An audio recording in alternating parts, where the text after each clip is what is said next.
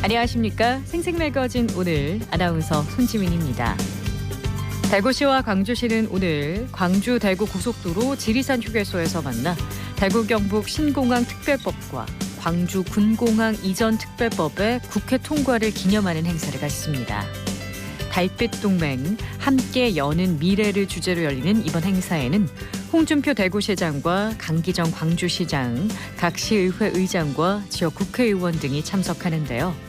두 도시는 이 자리에서 달빛 고속철도 건설과 2038 하계 아시안게임 공동 유치에 협력하는 내용의 협약을 추가로 체결하고 특히 윤석열 대통령 공약인 달빛 고속철도가 조기 착공할 수 있도록 예비 타당성 조사 면제를 촉구할 방침입니다. 달빛 동맹으로 지역 수건인 공항특별법 국회 통과를 이뤄낸 대구시와 광주시가 하늘길에 이어 철길 프로젝트 추진에도 속도를 내는 모습인데요. 두 도시의 이런 협력과 교류가 영호남 상생 발전과 지방의 경쟁력을 한껏 높여주기를 기대합니다. 4월 17일 월요일 생생매거진 오늘입니다. 먼저 안동, 포항, 울릉 연결해서 그곳의 소식과 날씨 듣겠습니다. 안동입니다. 오늘 안동 지역 구름이 많고 일교차가 크겠습니다. 아침과 낮의 기온차가 최고 15도 이상 벌어지겠는데요. 기온 변동이 큰 탓에 감기와 독감 환자가 눈에 띄게 는 만큼 건강관리에 특별히 신경 써주시는 게 좋겠고요. 오늘 북부 내륙을 중심으로는 가시거리 200m 미만의 짙은 안개가 끼는 곳도 있겠습니다. 운전하실 때 특별히 주의해 주시길 바랍니다. 한편 지난주 황사 발원지에서 유입된 황사는 점차 약화되면서 현재 미세먼지 농도 안동과 영주, 의성은 보통 수준을 보이고 있습니다. 예천군이 국토교통부 공모사업인 스마트시티 솔루션 확산 사업에 최종 선정돼 국비 20억 원을 포함한 총 사업비 40억 원을 확보했습니다. 스마트시티 솔루션은 도시 문제를 주민과 함께 발굴하고 효과성이 검증된 스마트 솔루션을 전국적으로 골고루 보급해 스마트시티 서비스를 체감할 수 있도록 하는 사업인데요. 군은 사업비 확보를 위해 경북도립대학교와 스마트 기술 업무 협약을 체결하고 사전에 사업 주요 대상 지역인 호명면 도청신도시 주민들의 의견 수렴을 위한 주민자치위원회를 대상으로 설명회를 개최하는 등 사업 선정을 위해 만반의 준비를 통해 이번 선정을 이뤄냈습니다.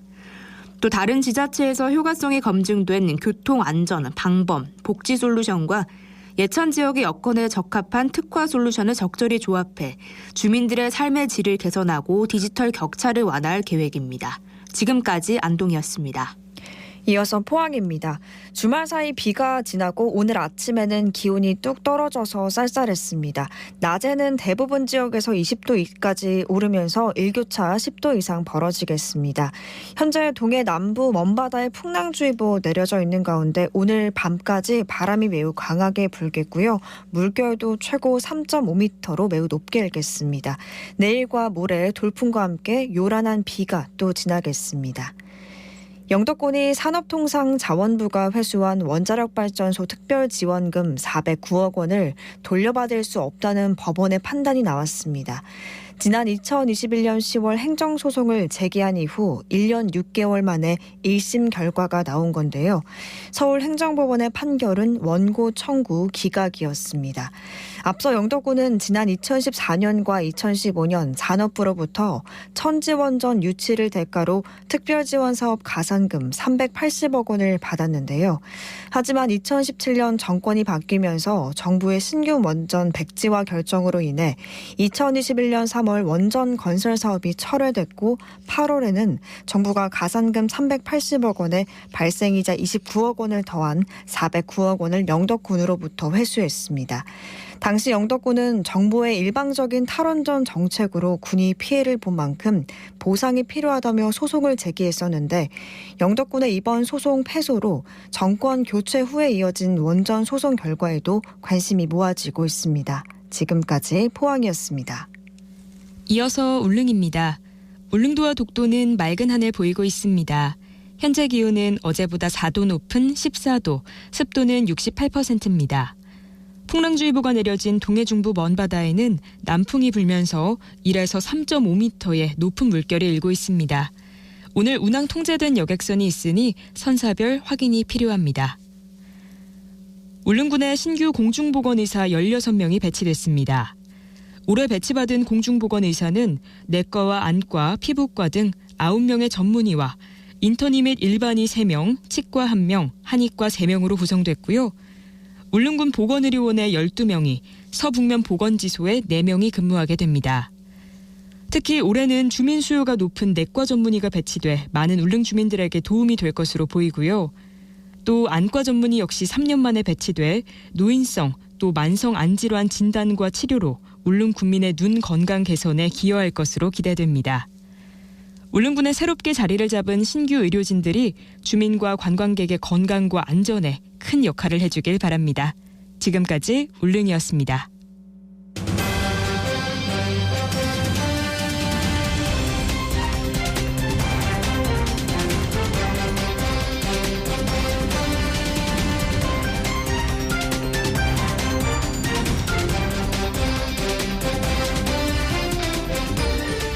장애인 단체를 비롯한 시민사회 단체들이 4월 20일 장애인의 날을 앞두고 국가인권위원회에 차별 시정을 위한 진정을 접수했습니다.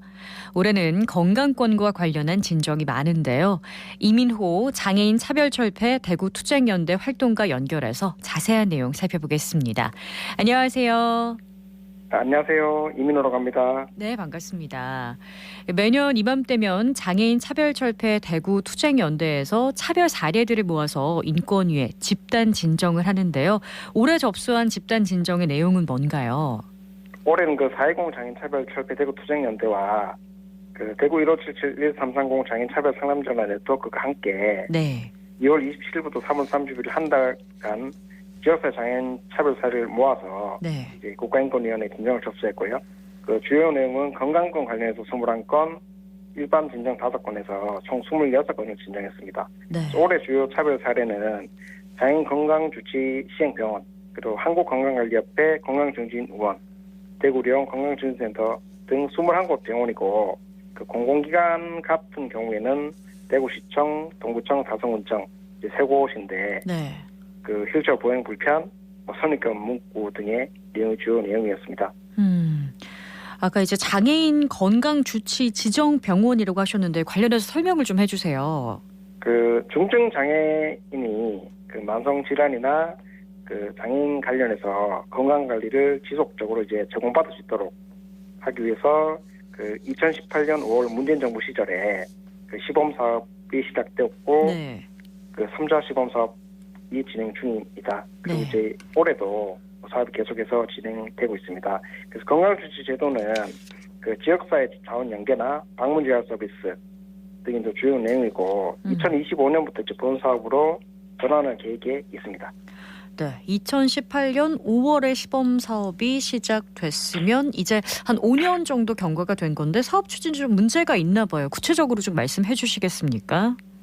가장 큰 문제는 장애인 건강주치 사업 대상 의료기관임에도 불구하고 장애인들의 접근성이 전혀 이제 고려되지 않고 있다.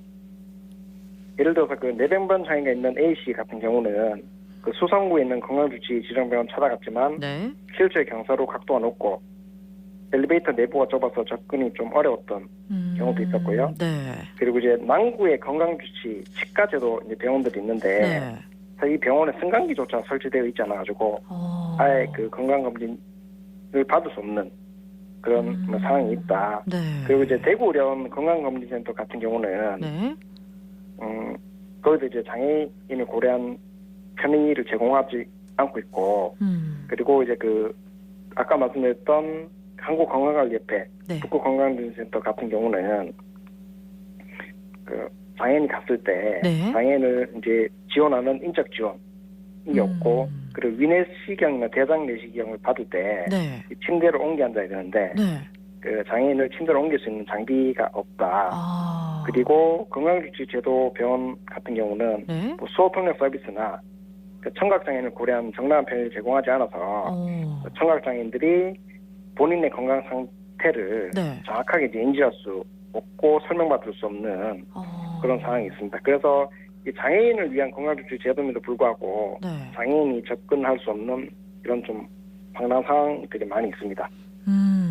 그리고 휠체어 보행로 불편 이런 민원은 굉장히 많은 것 같더라고요. 이 아프면 네네. 치료받을 권리, 이거 장애인이라고 네네. 해서 배제되어서는 안 되잖아요. 예, 당연히 이 국민들은 네. 그 건강할 권리가 있고 네. 당연히 보장될 권리이지만은 앞서 말씀드렸다시피 현실은 전혀 그렇지 않고 장애인은 항상 차별당하고 있다라는 네. 말씀을 드리고 싶습니다. 그 장애인 건강법이라는 것이 이제 생겼는데 여기서 이제 국가지방자치단체가 장애인의 진료와 재활 등을 위해서 그 장애인을 위한 편의를 제공하도록 명시되어 있지만은 네. 법률적으로 의무사항이 아니고 그리고 국민건강검진기본법에도 그 모든 국민은 국가 건강검진을 통해 건강을 증진할 권리를 가진다라고 네. 되어 있지만은 앞서 말씀드렸다시피 장애인을 고려한 장애인 건강주치 제도조차 장애인을 고려하지 않아서 그 장애인은 비장애인에 비해서 만성질환 유병률이 높아질 수밖에 없고 그 장애로 인한 2차 질환이 쉽게 발생할 수 있다. 그리고 초기에 발견할 수 있는 암 질환 같은 경우도 네. 그 미리 확인하고 미리 검사 받을 수 없기 때문에 더 심각한 이제 병으로 이제 나아갈 수 있다라는 말씀 드리고 싶습니다. 네, 법에 적시된 건강권이지만 장애인들에게는 차별이 여전히 존재하는데요. 이 대구에는 이런 건강주치 사업에 참여하는 의료기관이 몇 곳이나 되나요? 그 국민건강보험공단에서 그 장애인 건강주치 의료기관을 이제 확인할 수 있는데 네. 2023년 4월 11일에 확인한 내용으로는 그 43곳에 해당되고 네. 그중에 이제 22곳 정도가 장애인 접근성이 확보되지 않은 곳으로 좀 확인이 되고 있고 그리고 홈페이지에서 찾는 것이 좀 어려운 분들 같은 경우는 네. 그 병원에 네. 이 병원이 장애인 건강주치 제도를 시행하고 있는 병원이다.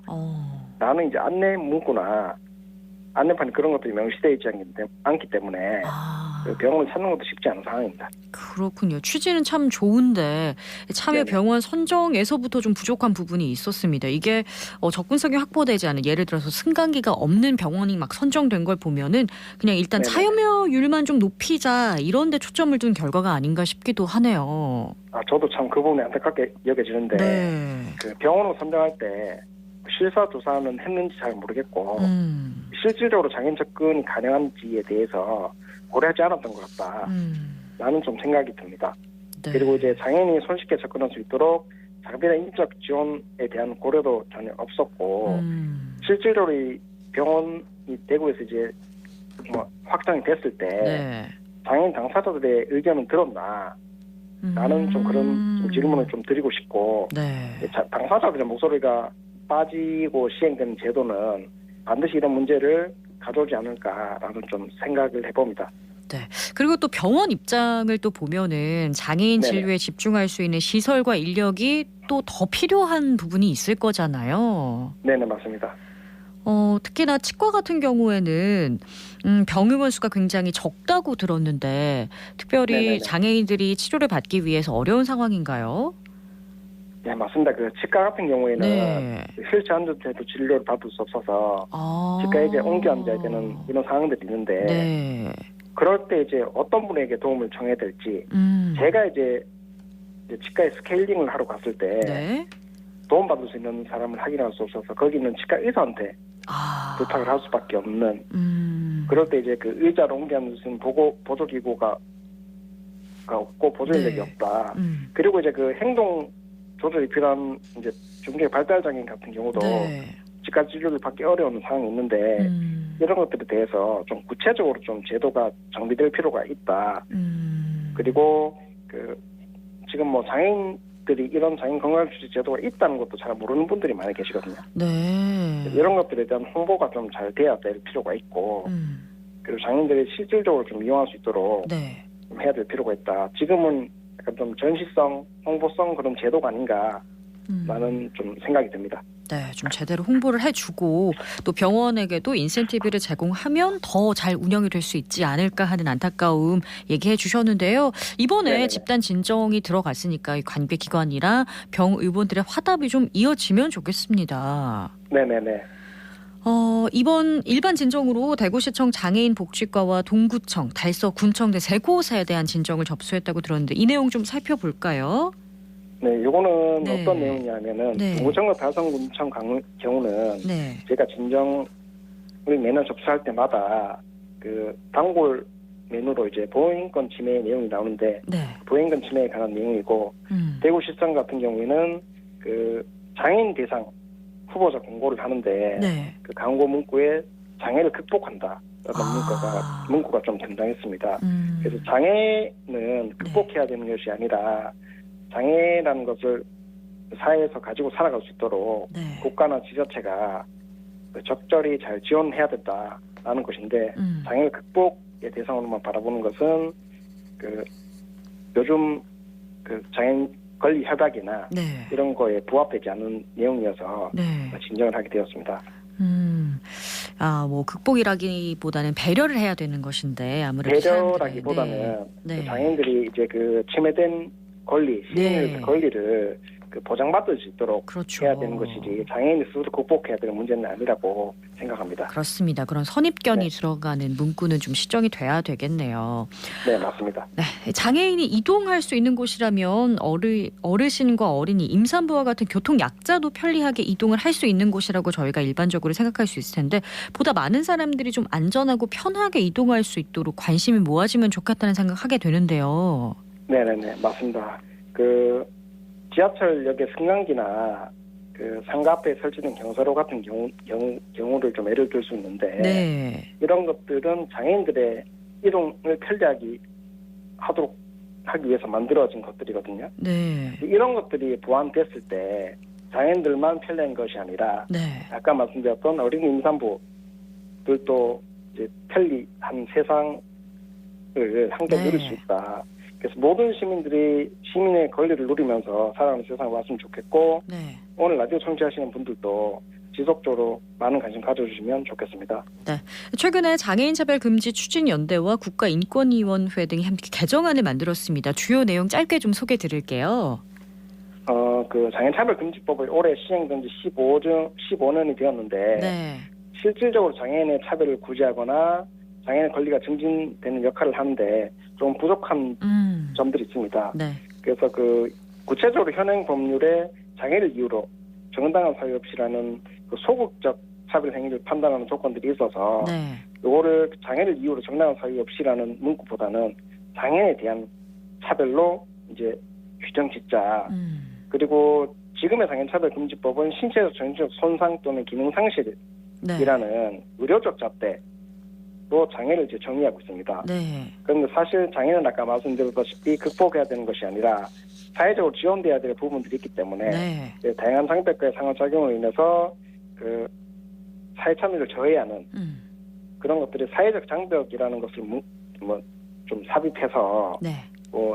장애의 문제를 개인의 책임으로 전가하지 않는 그런 개정 내용들이 있고 네, 조금 더 많은 사회적인 지원이 이루어질 수 있도록 법 맞습니다. 개정이 잘 네네. 이루어졌으면 하는 바람 가지게 됐습니다. 오늘 말씀 여기까지 듣겠습니다. 고맙습니다. 네, 감사합니다. 네, 지금까지 이민호 장애인차별철폐 대구투쟁연대 활동가였습니다.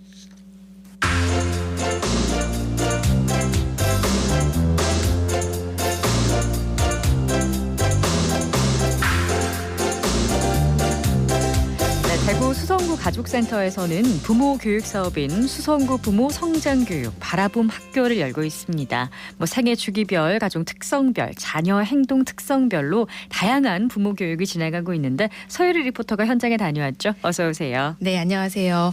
바라봄 학교는 아이는 부모의 모습을 보며 닮아가고 성장하고요. 또 부모도 아이를 사랑으로 바라보면서 키우면서 가족이 늘 봄이길 바란다는 뜻을 담아서 만든 건데요. 대구시 지자체 중 유일하게 구에서 직접 운영하는 부모 교육 사업입니다. 그중 4월 1일부터 시작된 또래관계 향상 교육 현장 찾았는데요. 수업 현장의 소리와 함께 대구 수성구 가족센터의 김유경 사회복지사 얘기 들어봤습니다. 자, 1번은 어떻게 연주했다고요, 우리가? 마음대로 연주했어요. 이번에는 약속대로 신나게 연주할 거예요. 선생님 보세요.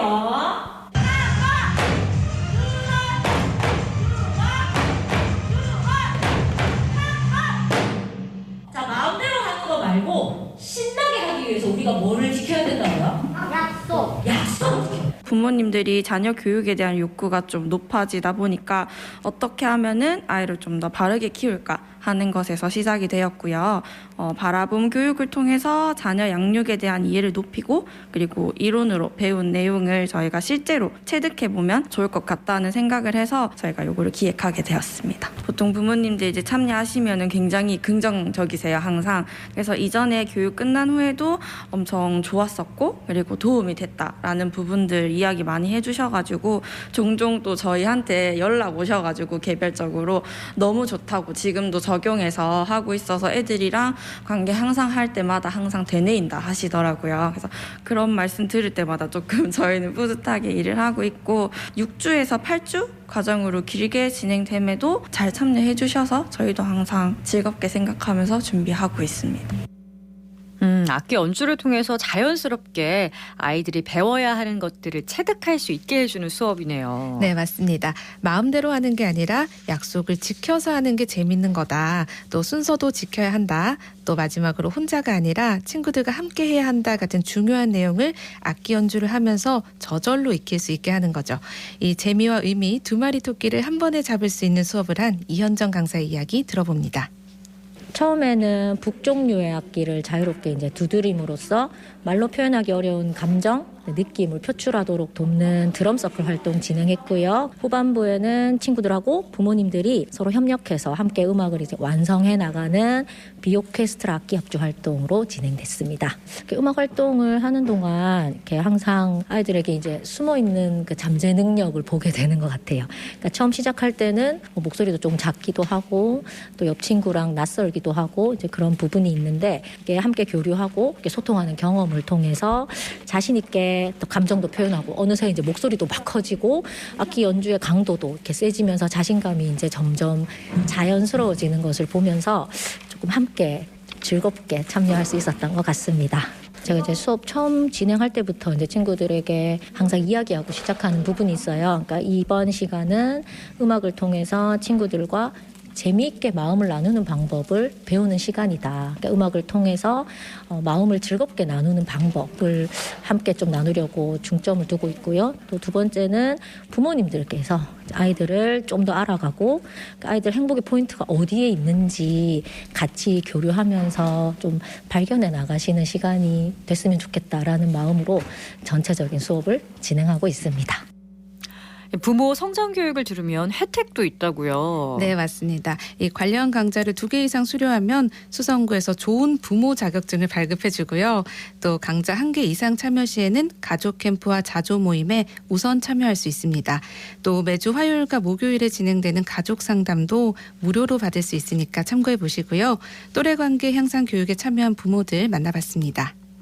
지은찬 엄마 권현미라고 합니다. 함께 놀아줄 수 있는 방법이 사실은 그냥 어디 데려가는 거 정도밖에 할 수 없다고 생각했는데 집에서 간단한 음악 도구를 활용해서 소통할 수 있는 놀이를 할 수 있는 게 너무 좋은 점인 것 같아요. 수업을 하면서 진짜 중요한 건 선생님을 바라보고 쳐다보면서 기다리고 기다렸다가 시작하고 이런 부분들이 중요하다는 것을 사실은 엄마들도 알고 아이들도 알지만 규칙이 지켜지지 않을 때가 많은데 이 수업을 통해서 아이들이 집에서도 규칙을 지켜보자 기다려보자 하는 게 자연스러운 상황이 될 것 같아서 아주 긍정적으로 생각하고 있습니다. 은찬이가 저희 아이가 넷째다 보니 첫째, 둘째, 셋째 프로그램들에 따라서 항상 따라다니는 활동들을 하게 되었습니다. 그런데 이 프로그램을 통해서 온전히 둘만 시간을 가질 수 있게 되어서 너무 좋았고 둘이 더 친해질 수 있는 상황이 되었습니다. 은찬아 사랑해. 한지우 엄마 김현주입니다. 어린이집 친구 어머님께서 추천을 해주셔서 같이 참여하게 됐습니다. 교육을 들으면서 악기를 통해서 자기 차례를 기다리고 또 약속을 지키고 이제 한 소리를 내기 위해서 노력하는 부분이 좋았던 것 같습니다. 동생이랑 같이 있는 부분에서 항상 서로 먼저 하거나 같이 막 이렇게 흥분해서 하는 경우가 있는데 자기 차례 기다리면서 사이좋게 지낼 수 있도록 집에서도 노력해보고 싶습니다. 교육 들으면서 좀 뒤틀린다고 얘기를 하던데 그래도 끝까지 집중해가지고 노력하는 모습을 칭찬하면서 앞으로 남은 회기 동안에도 발전할 수 있도록 아이와 같이 노력하겠습니다. 네, 아이를 키우면서 어려움이 있을 때 부모 성장 교육인 바라봄 학교의 문을 두드려 보시면 좋겠고요.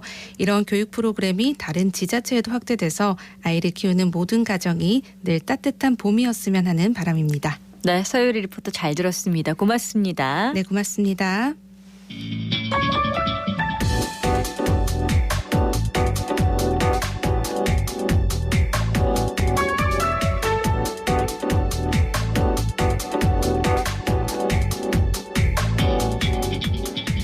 묻고 듣고 생각과 마음을 나누는 방송.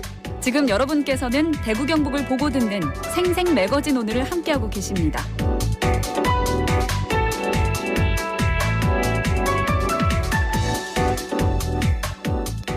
생생 매거진 오늘 함께하고 계신 지금 시각 11시 30분 지나고 있네요. 기자의 눈으로 지역의 현안과 이슈를 들여다봅니다. 매일신문 최원영 기자와 함께할게요. 안녕하세요. 네, 안녕하십니까. 네, 오늘 최 기자가 짚어볼 이슈는 뭔가요? 예, 지난주 최대 이슈가 이제 아무래도 대구 경북의 건국 이래 최대 사업으로 불리는 통합신공항 건설 작업이 특별법 통과로 탄력을 받게 됐다는 소식이지 않을까 싶습니다. 네. 예, 특별법 통과로 신공항하고 종전부지 개발은 물론이고 연계 교통망이나 공항 신도시 건설 같은 각종 부대 사업과 함께 이 도출될 파급 효과까지 고려하면은 이 소멸 위기나 경기 침체로 시름하는 이 TK 지역이 획기적으로 도약할 전기를 맞았다, 이런 평가가 나옵니다. 네, 우선 본회의 통과 상황부터 짚어주시죠. 예, 국회는 지난 13일이었습니다. 제405회 임시의 4차 본회의를 열고 이 TK 통합신공항 건설 특별법을 통과시켰습니다. 254명 의원이 표결에 참여했고요. 찬성은 228명, 반대 9명, 기권 17명으로 법안이 의결됐습니다. 특별법 제정으로 신공항 건설 사업은 국가가 보증하는 사업으로서 안정적이고 신속하게 추진될 동력을 얻었습니다. 이날 본회의를 통과한 법안은 4개월 뒤 공포되고요. 애초 6개월 뒤였던 시행 시기를 이날 본회의에 앞서 열린 법사위에서 2개월 앞당겨서 가결시켰습니다. 법안 시행 시기가 단축되면 대구 군공항 이전보다 상대적으로 절차 진행이 더뎠던 이 민간공항 이전 작업과 보조가 맞춰지는 효과가 기대가 됩니다. 이날 국회는 TK법과 쌍둥이법으로 불리는 광주군공항 이전 종전부지 개발에 관한 특별법도 동시에 처리했습니다. 네, 특별법 통과로 인해서 달라지는 건 뭔가요? 네, 우선 TK 신공항 특별법은 공항 건설 사업은 물론이고 이제 주변 지역 지원이나 종전부지 개발 관련한 총 31개 조항과 함께 이 보칙 7개, 벌칙 4개, 부칙 2개 조항으로 구성이 됐습니다. 특별법 핵심은 역시 군공항 건설 사업에 대한 기부대 양료 차액의 국비 지원 항목이 꼽히는데요. 네. 군공항은 기부대 양료 방식으로 대구시가 시행자에 나서고 민간공항은 국토부가 전액 국비로 짓도록 했습니다. 그리고 또 국토부 산하에 통합신공항 건설 추진단을 설립하도록 하고요. 관계부처 간 협의기구 구성을 위한 법적 근거도 마련이 됐습니다. 그러니까 정부가 부처 내에 책임 있는 조직을 두고 TK 신공항 건설을 총괄해서 추진할 수 있는 길이 열렸다, 이런 의미가 있습니다. 네, 요약하자면 국비 지원 근거를 확보하고 정부가 책임지고 신공항을 건설하게 됐다는 거네요. 네, 맞습니다. 특히 이 국비 지원 조항은 이 10조 원이 훌쩍 넘는 신공항 건설 사업에 참여하는 이 공공이나 민간업체 선정 작업을 좀 더 순조롭게 할 수 있는 그 밑바탕이 될 걸로 보여지는데요. 네. 민간공항 건설 사업을 보면 이 정부의 예타 조사 면제 근거가 담긴 것 또한 이 특별법의 주요 효과로 꼽힙니다. 최종 예타 면제가 결정되면 1년가량 이제 절차를 크게 단축할 수 있어서 2030년 개항 목표를 이루는 단초가 될 것 같습니다. 네, 신공항이 들어설 군위 의성 지역의 이주 정착을 지원하는 항목도 포함이 됐죠. 맞습니다. 이 특별법에는 이 공항 이전 주변 지역에 대한 지원 방안은 물론이고 이 공사 물품 용역 같은 계약 시에 지역 기업을 우대하는 조항, 그리고 공항 시설 같은 지역 주민 우선 고용 조항도 담겨 있습니다. 주변 지역 지원의 경우에는 국가가 신공항 사업으로 생활 기반을 상실한 이주자의 생계를 지원을 하고 정착 생활 안정을 지원하는 내용을 골자로 하고요. 또 10km 범위 내 지역을 주변 개발 예정 지역으로 정해서 이 국토부가 각종 기반 시설 개발을 추진할 수 있도록 했습니다. 이번 특별법 통과에 모처럼 이 지역의 네. 정치권이 원팀, 하나의 팀을 이뤄서 성과를 냈다. 이런 평가가 나옵니다. 네, 맞습니다. 그간 지역 정치권이 지역을 위해서 제 역할을 못한다는 비판이 많이 나왔었는데요. 이번 특별법 통과 과정에서는 모처럼 하나 되는 모습을 보여줬습니다. 특별법이 의결된 직후 기자들과 만난 윤재옥 국민의힘 원내대표는 신공항 특별법과 광주군공항 이전법을 같이 처리하기로 여야 간의 정치적 합의를 했고 지역 수건 사업을 더 미뤄서는 안 된다는 공감대도 형성됐기 때문에 두 건을 동시에 처리했다면서 지역민들이 공항으로 인해서 희망을 갖고 지역 경제 발전과 도약도 이뤄지길 기대한다고 했습니다. 네. 이날 특별법 표결에는 해외 출장 중인 경제부총리 겸 기재부 장관 추경호 의원을 제외하고 TK 지역구 의원 24명이 모두 참여해서 전부 찬성표를 던졌습니다. 이 특별법 통과까지는 참 많은 우여곡절이 있었습니다. 그 네. 과정도 한번 짚어볼까요? 예, 참 긴 과정이었는데요. 네. 신공항 특별법이 13일 국회에서 최종 통과되기까지는 말 그대로 우여곡절의 연속이었습니다. 홍준표 대구시장의 표현대로 가슴 졸이는 2년 6개월이었습니다. 앞서서 이제 문재인 정부 당시에 더불어민주당은 2020년 4월 21대 총선에서 압승을 하자 김해 신공항 확장안을 백지화를 하고 가덕도 신공항 건설을 추진을 했는데요. 네. 이게 당초 영남권 5개 광역단체장이 합의했던 사항을 뒤집은 것이어서 지역에서는 반발이 극심했습니다. 이후에 정권이 바뀌었지만 의회 지형은 그대로였는데요. 이 거대 야당의 협조가 없으면 특별법이 한 발짝도 움직일 수 없었던 그런 상황이었습니다. 네. 이 와중에 광주 정치권이 이 광주 군공항 이전 특별법을 발의를 해서 TK와 동시 통과를 주장했었고 또 부산 경남 그러니까 PK 민주당은 계속해서 TK 신공항 특별법에 부정적인 견해를 표출했습니다. 네. 결국에 이제 해를 특별법이 넘기게 됐고요. 여야가 대치하면서 전국이 급냉하니까 이게 장기 계류될 거라는 해석이 많이 나왔는데 지난달에 국토교통위원회 교통법안 소위를 통과하면서 상황이 극적으로 반전이 됐습니다. 그리고 광주특별법 또한 국방위원회 법안 소위를 통과하면서 보조를 맞추게 됐고요. 네.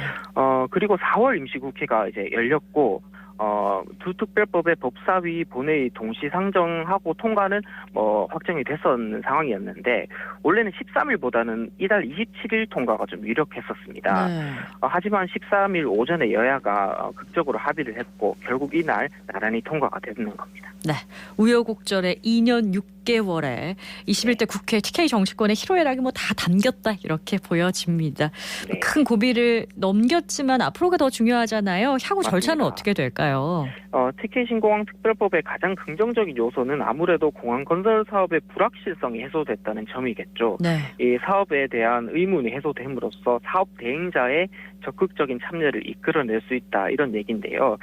특히 부동산 경기가 침체하고 금리 인상으로 사업 적자 발생에 대한 우려가 커진 상황에서 이 공공항 분야의 기부대항력 차액의 국비 지원은 이 사업에 참여해도 손해는 보지 않는다라는 신호를 주기에 충분하다 이런 얘기가 나옵니다.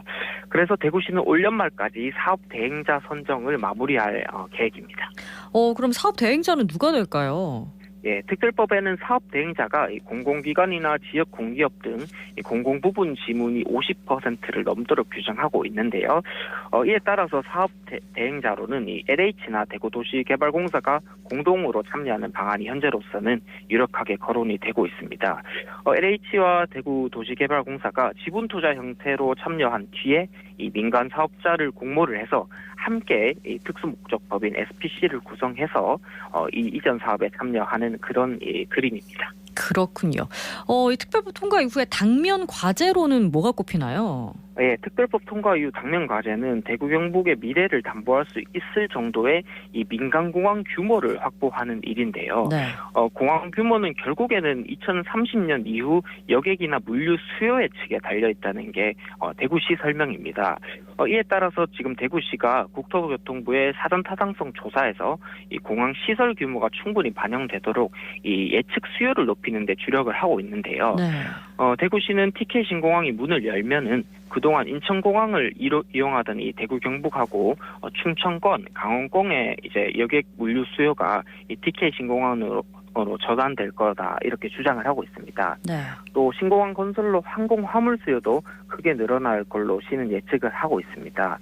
그래서 시는 국토부가 TK 신공항을 단순히 기존 공항을 옮기는 수준으로 보지 않고 새로운 신규 공항을 건설하는 규모 정도로 인식을 할 수 있도록 이 수요 예측에 대한 논의를 지속한다 이런 전략입니다. 네, 수요 예측을 더 넓히려면 아무래도 공항 교통 인프라 구축이 중요해 보이는데요. 예, 맞습니다.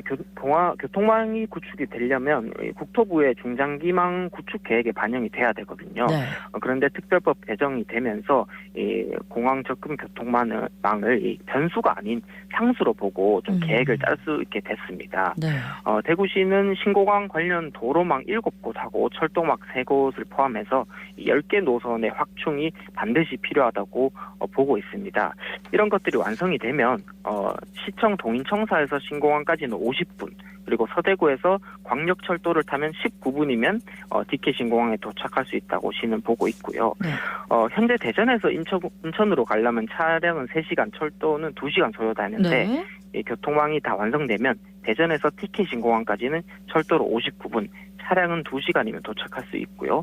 원주에서도 인천공항까지 차량으로 2시간 반이 걸리지만 TK 신공항까지는 2시간이면 충분할 것이다라는 게 대구시의 계산입니다. 네, 분명히 앞으로도 넘어야 할 산이 많지만 특별법 통과의 의미가 워낙 크기 때문에 지역 경제계에서도 기대감이 클 것 같습니다. 마지막으로 경제적 효과까지 들을게요. 예, 신공항이 건설에는 7조 2천억 원 정도가 드는데 대구 경북에 미칠 경제적 파급 효과는 무려 51조 원대에 달한다 이런 전망이 나옵니다. 네. 대구 경북 연구원의 분석을 보면은 신공항 건설로 인한 직접 생산 유발은 35조 9천억 원 정도 되고 여기에 부가가치 유발 15조 3천억 원, 취업 유발 인원도 40만 5,500여 명에 이를 전망입니다. 네, 이 지역의 기대감이 큰 만큼 우리가 앞으로 신공항 관련해서 희망, 도약 이런 단어를 더 많이 언급할 수 있게 되기를 기대해 보겠습니다. 오늘 소식 잘 들었습니다. 네, 감사합니다. 네, 지금까지 매일신문 최원영 기자였습니다.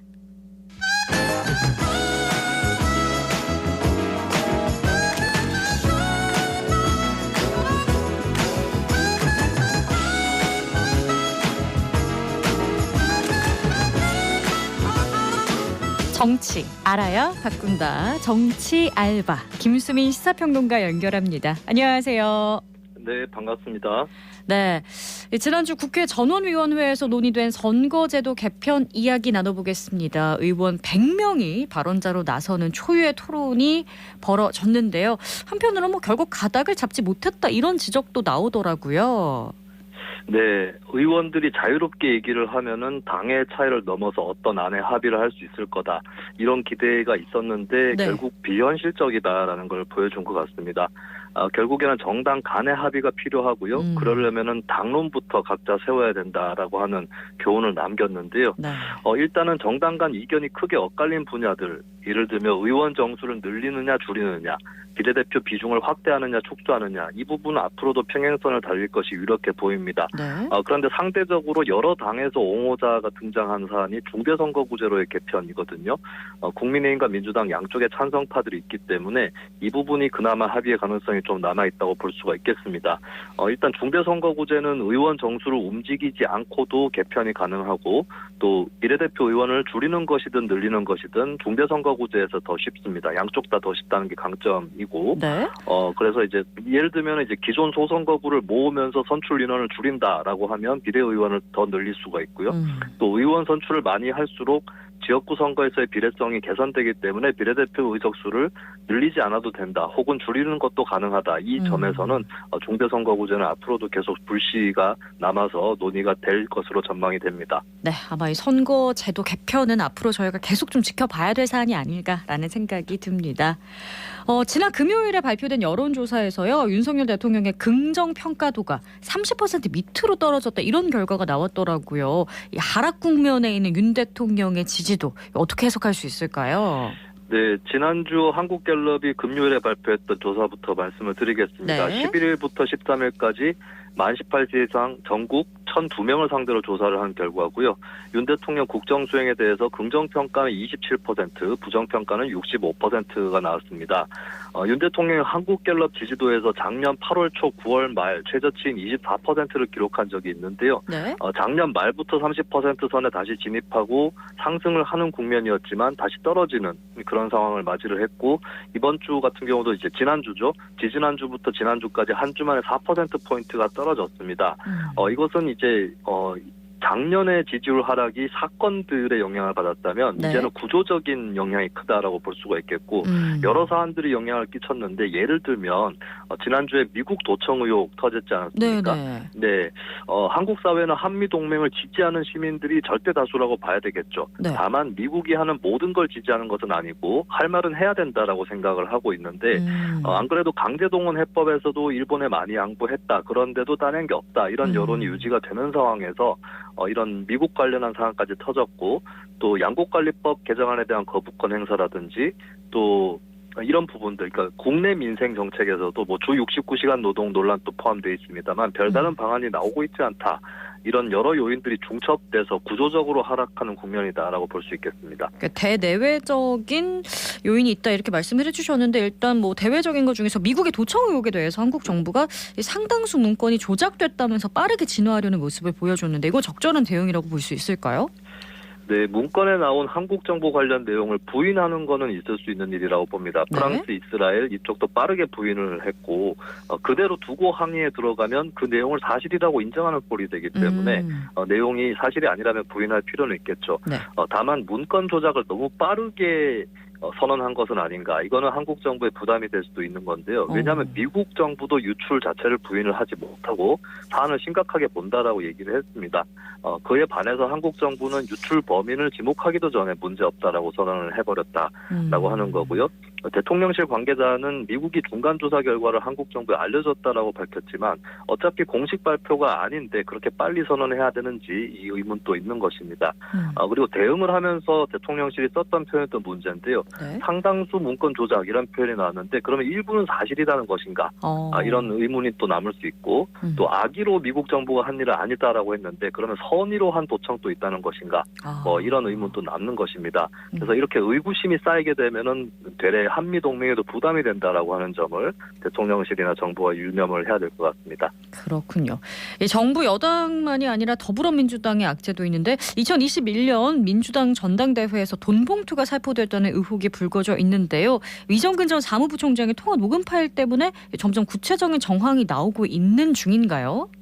네, 일단 이 돈봉투 살포 혐의는 송영길 전 대표 선거운동 과정에서 있었다는 혐의인데, 송영길 전 대표가 당시에 당선이 돼버렸고, 또 이정근 사무부총장 같은 경우 핵심 인물 중에 한 명입니다. 네.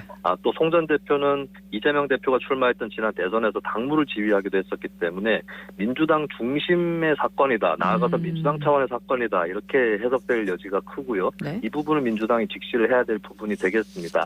그리고 민주당에서 초창기에 정치 탄압이다라고 대응을 해버렸는데, 이정근 전 부총장은 진작에 조사를 받고 있었고, 불법 정치자금 혐의로 지난주 1심에서 징역 4년 6개월 선고가 받았습니다. 또 3만 통에 달하는 녹음 파일이 있다라고 하는 것 때문에 수사도 빠르게 진행이 되고 있고, 이미 검찰이 전달받은 의원의 수를 20명으로 특정했다는 보도까지도 나오고 있는 거거든요.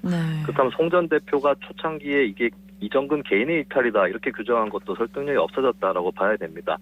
그렇다면 이제 민주당은 검찰 수사에 대한 정치적 비난은 자제를 해야 될 것 같고요. 자체 진상 규명이라든지 또 문제 인사들에 대한 정리라든지 수사에 대한 협조, 이 부분들을 준비해야 될 사안이 아닌가 그렇게 보여집니다. 네, 이재명 대표 관련 사안 중 하나인 백현동 개발 의혹 수사 과정에서 김인섭 전 한국하우징기술 대표가 구속됐습니다. 이 사건은 수사가 어디까지 왔는지도, 이 대표한테 어떤 영향을 끼칠지도 좀 짚어보죠. 네, 백현동 개발 큰 줄거리는 이 개발 과정에서 임대주택이 대거 축소가 됐고, 용도 변경은 자연녹지에서 준주거지로 4단계나 상향이 됐습니다. 네. 민간업자가 3천억 원 이익을 얻었는데 이 업체인 아시아 디벨로퍼가 이재명 대표와 친분이 있다고 여겨진 김인섭 전 대표를 로비스트로 영입해서 성과를 거둔 게 아니냐 의혹이 있었고요. 일단 검찰은 김 전 대표가 77억 원을 받기로 했고 또 한밭집 사업권까지 대가로 받기도 했다. 이런 이제 혐의를 두고 결국에 구속까지 이르게 됐습니다. 네. 그리고 이 대표가 당장에 타격을 받을 수 있는 부분은 최측근인 정진상 전 실장이 김인섭 전 대표하고 멀어진 사이다라고 주장을 했었는데 네. 용도 변경이 있었던 1년여 기간 동안 300여 차례 통화를 했고 김 전 대표가 감옥에 있을 때 면회도 갔기 때문에 옥중 로비도 가능했다. 이것 때문에 더 큰 부담이 되고 결국 이 대표도 수사선상에 오를 가능성이 커졌다라고 볼 수 있겠습니다. 이 백현동 개발은 대장동 개발보다 사업 구조, 줄거리가 간단한 편인데요. 대장동은 성남도시개발공사가 끼어있기 때문에 이쪽의 책임은 아닌가. 예를 들면 유동규 씨가 배임을 했지 이재명 대표가 한 건 아니지 않는가. 이렇게 볼 여지도 남아 있습니다만 네. 백현동 같은 경우는 그냥 민간 개발이었고 성남시의 인허가 행위 쪽으로 곧바로 시선이 갈 수밖에 없다라고 하는 부담이 있습니다. 그렇다면 이 대표 입장에서는 기존에 주장했었던 국토부 압박 때문에 어쩔 수 없이 이루어진 개발이었다. 이것을 네. 입증해야 되는 그런 필요성이 굉장히 큰 사안이 됐습니다. 그렇군요. 이 여권 정치인 중에는 한동훈 법무부 장관도 논란에 휩싸였는데요. 최근 MIT에 합격한 한 장관 딸을 두고 부정한 스펙을 사용했다면서 입학을 반대하는 청원도 제기가 됐습니다. 여당에서는 한 장관 딸이 고교 내신과 대입시험 모두 만점이라며 두둔을 했죠. 네, 근데 그 두두는 성립을 할 수 없어 보입니다. 왜냐하면 미국 대학에서는 네.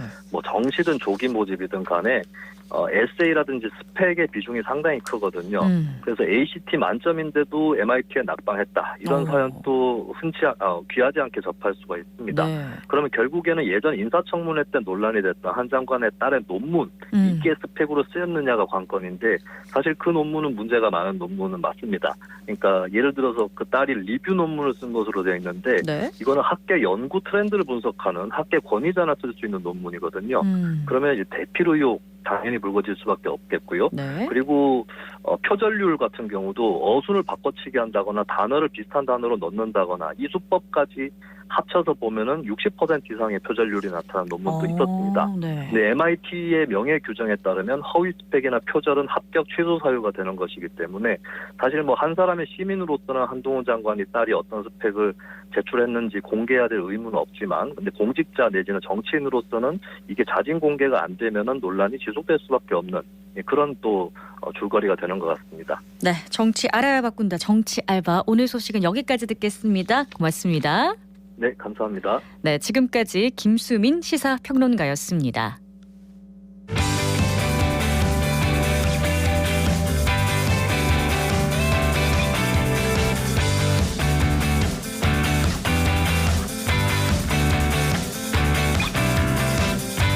클릭 정보 클립.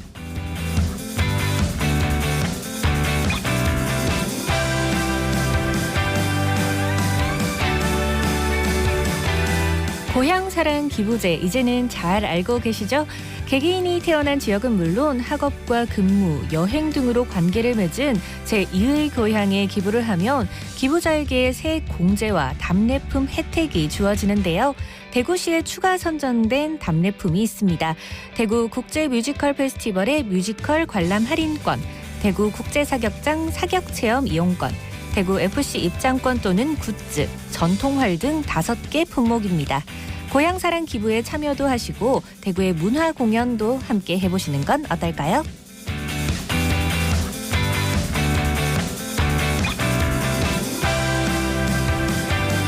대구의 관문이라고 할 수 있는 동대구역 광장이 국제 디자인 공모전에 출품해 프로페셔널 부분에서 수상하고 오피셜 셀렉션에 선정되는 쾌거를 이루었습니다. 동대구역 광장의 디자인 컨셉은 단비의 조형화로 일명 단비 프로젝트라고 하는데요. 광장 곳곳에 시민들과 방문객들이 자유롭게 쉬어갈 수 있는 의자와 그늘막을 마련했고요.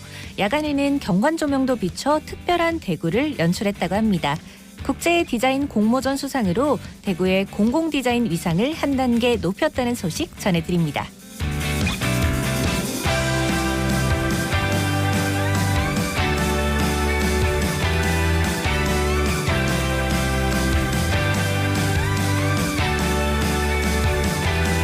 대구광역시가 여성의 지위 향상과 양성평등 사회 구현을 위해 공헌한 제20회 대구광역시 여성대상 수상 후보자를 공개 모집합니다.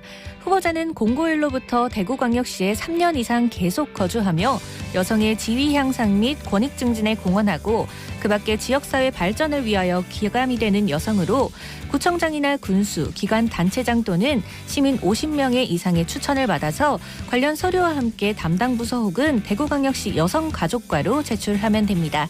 지역사회 발전을 위해 헌신하고 귀감이 될 만한 여성분들을 적극 추천해 주시면 좋을 것 같고요.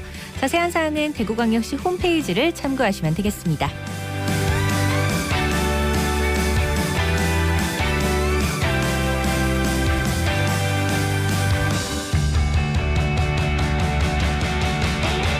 조선시대 영남 3대 반촌 중 하나로 꼽혔던 칠곡 매원마을이 국가등록 문화재로 등록이 됩니다. 이 문화재청은 지난 13일 칠곡 외관읍 소재 매원마을을 국가등록 문화재로 등록 예고했다고 밝혔는데요. 이 매원마을은 17세기 광주 이씨 석담 이윤우가 아들 이도장을 데리고 함께 이사 온 후 그 후손들이 지금까지 살고 있는 영남 지방의 대표적인 동종마을 중 한 곳입니다. 이 매원마을이 국가등록 민속마을로 등록된 것은 전국 최초의 사례인데요. 안동 화훼, 경중 양동과 함께 400여 년간 이어져 온 영남 3대 반촌의 역사와 그 문화적 가치를 인정받은 것으로 해석됩니다.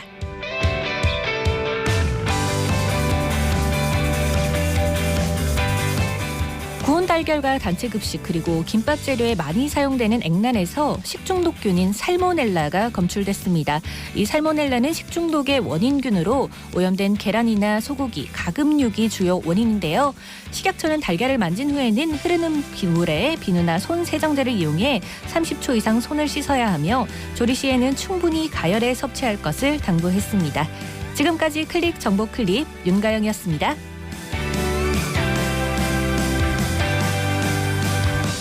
문화예술 허브 사업지를 변경한 데 따른 대구 북구 주민들의 반발이 가라앉지 않고 있습니다.